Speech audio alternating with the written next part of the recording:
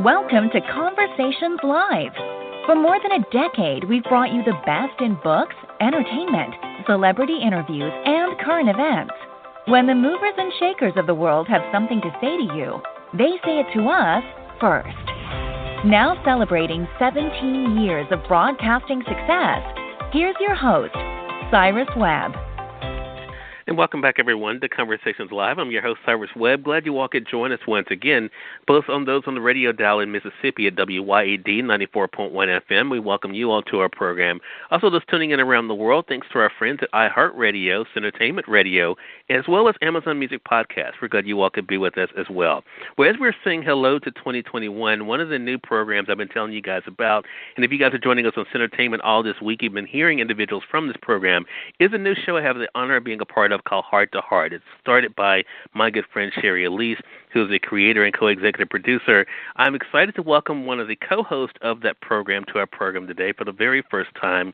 Rich Oceguera is here. He's not only a media personality and speaker, but an individual I'm excited now to be able to be introduced to be able to talk to him not only about his journey, but also his part in Heart to Heart as well. If you guys are just now hearing about Rich as well as the program, we'll let you know how to stay connected with both.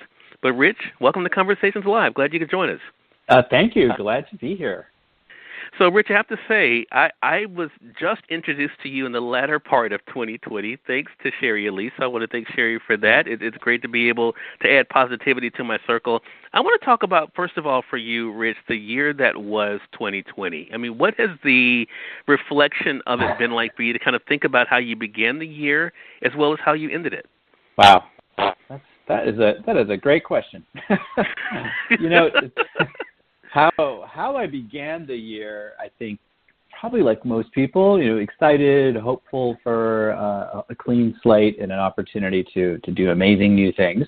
Mm-hmm. And as we all saw, that started to shift pretty quickly as the year started. And I'm not going to lie, I went through a period of it allowing myself to be a bit consumed by the heaviness of everything that we were seeing unfold. Yeah. And allowed myself to get off track and disconnected, I would say, from what I thought I would be up to for the year. Gotcha. In hindsight, I actually can now see that as a part of my process that was actually necessary because the disconnecting from what I thought I was doing and even who I thought I was a necessary component because as the year went on, I started to become very clear about some new directions I wanted to take and new opportunities started to arise, including the Heart to Heart show. A new direction in my business that was just kind of an idea, but nothing I had put a lot of focus on, which is teaching business owners, speakers, healers, other teachers how to be confident on camera because video is such a big part of the world now. Right. Things that are happening now that I couldn't have imagined at the beginning of the year. There was that kind of stepping back and then recalibrating, and now I think much like you, from what I see and hear and read about you, life is just full of opportunities. No matter what's happening on the outside, we are at choice. I am at choice. I get to choose how I'm going to deal and respond to what's happening out there. And right. I choose to see opportunity and victory and possibility and that's where I'm at. So I'm ending the year on a really high note, I feel, with a lot of optimism and new direction already in place. Well, Rich, a couple of things I noticed when I was prepping for the segment with you and I think it's interesting for any of us who, for one, feel as though, we have been able to be of service to others. I think probably one of the most difficult things is servicing ourselves.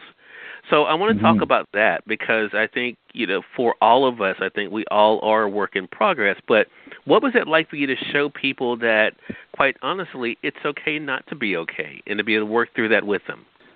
Great question. Well, I think one of the things about me and maybe why people who work with me is I tend to be pretty honest about what I'm feeling, how what I'm doing and how life is going. Right. I've learned that vulnerability is a strength, and so I think that was helpful as I shared through the course of the year, what was going on for me, specifically on social media and in my own show that I produced called The Divine Urge. We talked a lot about the things that were happening in real time, with COVID, and then with the murder of George Floyd, and all of the bigger surge of Black Lives Matter, which is something that Sherry and I actually did episodes about on my show. The tenor of my show moved to what was happening in real time, which was not pleasant things to talk about. Right. And I think that honesty and that vulnerability helped people to know it's okay to not be okay, and it's okay to talk about what's important, even if it's uncomfortable and messy and controversial. These things are needed, and so I just like to be honest and raw with how I am and what's going on for me, and I think that gives space for other people to at least explore the possibility of them doing the same. Yeah, I think that's so true, and it's such a good point. Have you always known that in some aspect, Rich, you were meant to lead and to guide? Is that something that showed itself early for you? Wow, you're full of good questions. I think,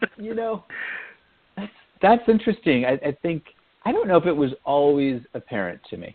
There were definitely parts of my life, especially my younger years, my teenage years, where some pretty hard things happened, completely shifted me away from my family and even my church and all my social structure that I had at that time.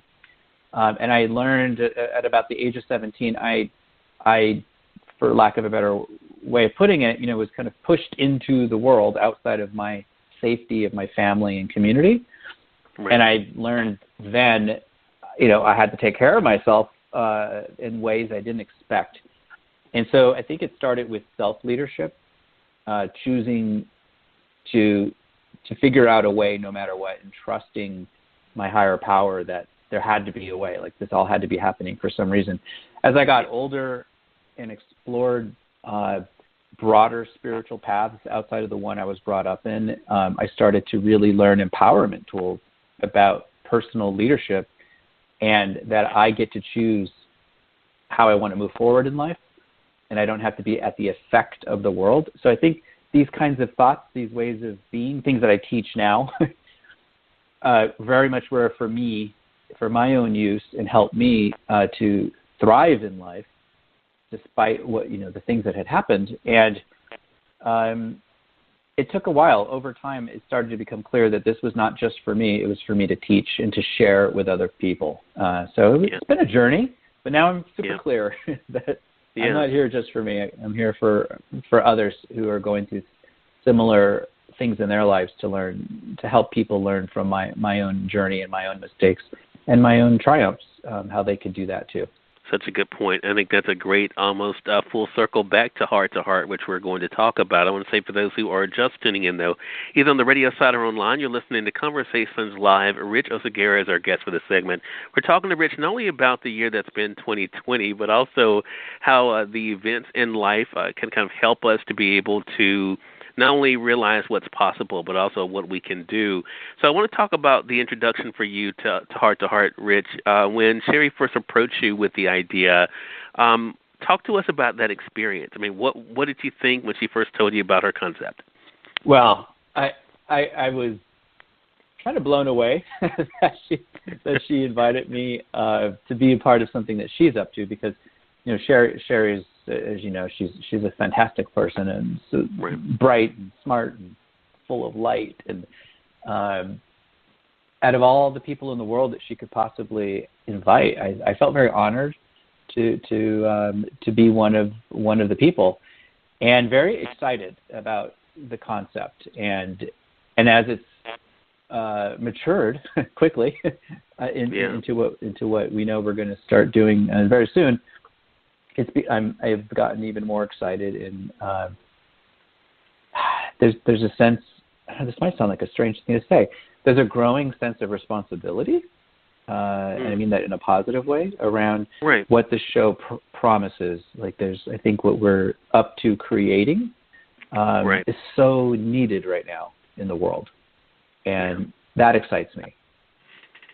Yeah, I agree with you. I was depending on how our audience is joining us, Rich, I had a conversation with Sherry that they'll hear, and one of the things, Sherry and I have known each other now for a decade, and, we've talked about doing things before together. It never seemed to be a good fit for me. And when she first told me about her concept, and we shared this on the air, I was like, yeah, that's perfect. She was like, she couldn't believe I said yes. But, she told me that story, actually. Yeah. So, because my audience knows, Rich. Yeah, Rich. I'm a person. What I think has been a good part of my journey is that I'm very clear, and I don't do things just. I don't want to hurt anyone's feelings, or it has to feel right for me, or else I know I'm not going to enjoy it. And so when she told me, and so for the audience that's just hearing about it, Heart to Heart is going to be premiering, depending on how you guys are listening to it, Wednesday, January the 6th at 2 p.m. Eastern. I'm real excited about that, 11 a.m. for those on the West Coast. And it's a great conversation between myself, Sherry Elise, Rich Oceguera, who's on with us now, and my friend Patrice Tanaka, who I also have known a decade, and being able to have real conversations. And, Rich, one of the things Sherry and I said in our conversation was that the audience is almost like our fifth co-host, right? Because they get to be a part of this experience with us and even help to guide parts of this show with their own questions, their own thoughts, and that kind of thing. I think, it's one of those things. I agree with you, Rich. I think it is so needed. I also think the idea of people coming together, even, it's odd that that's even foreign these days for people to come together. But I think for us to do that, to bring our different perspectives, our different, I think life paths and our own personalities, I think that's going to be the exciting thing. So I have to ask you about this, Rich, because you and I have not had this conversation. In fact, I think this is the first conversation we've had one-on-one, kind of. Fear is something that has bothered me the majority of my professional life, and not the fear of failure, but the fear of success. So I'm curious, in the work that you've done for yourself and in the work that you've done with your clients, was fear ever something you found yourself having to combat? Yes. I'm laughing because that's probably the number one thing that I've dealt with. My own fear that led to delving into the kind of coaching and kind of work that I do now. Limiting beliefs, just stories that didn't serve me, that I learned at a young age.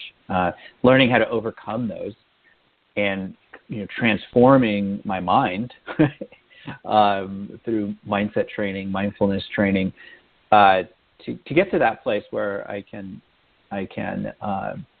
choose to see life in a variety of ways versus how it might be getting presented to me in that moment. And what I know for sure with folks that I work with, that is fear is at the crux of mostly what they're dealing with. And the good news is we don't have to live at the effect of fear, but we do get to learn how not to be that way. And unfortunately, so much of the world, so much of what we're shown is fear-based, and it's just what people know. And that's part of why I'm committed to what I do in my work, and what I'm excited about for the Heart to Heart is we won't be promoting fear. We'll be promoting and talking about opportunities and ways that people can elevate themselves. Yeah. So I think that's such a great thing. Yeah, such a great thing.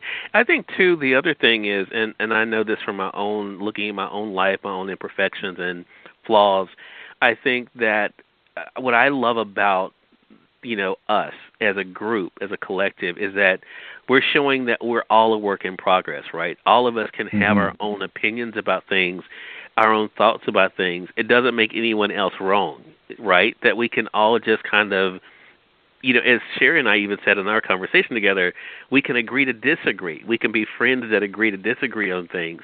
Do you think that's one of the things that is missing today, Rich, that people are not, they're not comfortable with the idea that someone else can have a thought outside of their own? Absolutely. Yeah, we all live in bubbles. In bubbles, self-selected. Some we're forced into or we're born into. And I think as we mature, we create our own bubbles of existence. And when someone else's bubble is contrary or different, it can be difficult to be with it or to even want to understand it or certainly accept it.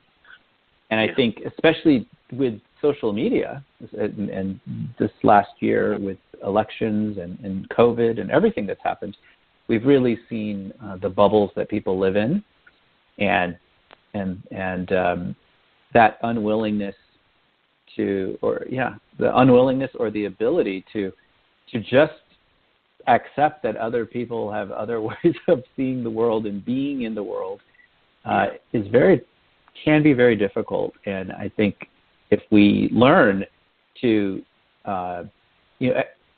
listening to someone else with a different belief or hearing them out doesn't mean we have to agree with them, but we can certainly be humane in our interactions and just realize that we're all very unique individual beings with long reasons in our history for why we are the way we are. Yeah. and find ways to still coexist and to even work together, right? Right, exactly. And I think we don't all have to agree. Right. And that's why I'm so excited, Rich, to be able to share this space every week with Patrice, you, and Sherry, because I think, as we have, I already feel like we've built this rapport. We've all only been on camera one time together, I think, at this point. But it's like, I already feel like this is going to be something that people relate to, because I think people will see themselves. But I think also my hope is that people also feel seen. And I think that is something that is missing, I believe, these days. And I hope by the audience being a part of this with us that they will definitely be able to feel like who they are matters and definitely deserves to be represented. So again, Heart to Heart is premiering on Wednesday, January the 6th at 2 p.m. Eastern. That's 11 a.m. Pacific time. Make sure you guys visit us online. You guys can find us on Facebook at Heart to Heart Show. That's where you guys will be able to watch it live. Again, that's facebook.com/Heart to Heart Show. And 2 is spelled out there, T-O. And then, of course, you guys can be able to find us on YouTube as well. But definitely make sure you guys join the journey. It's going to be so exciting to be with these other individuals who are doing amazing work for us to come together and to be able to share and also to be able to share the thoughts of others. Rich, what about yourself? How can our audience stay connected with you, man? Sure. My website, richawakenings.com.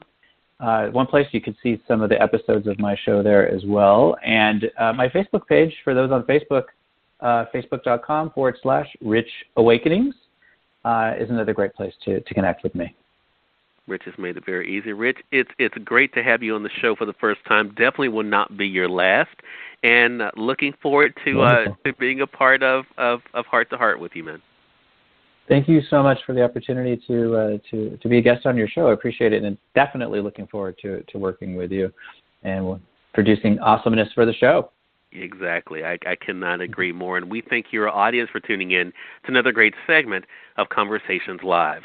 Until next time, I'm your host, Cyrus Webb, saying as always, enjoy your day, enjoy your life, enjoy your world. Thank you all for choosing Conversations Live. Now let's go make today amazing. Take care.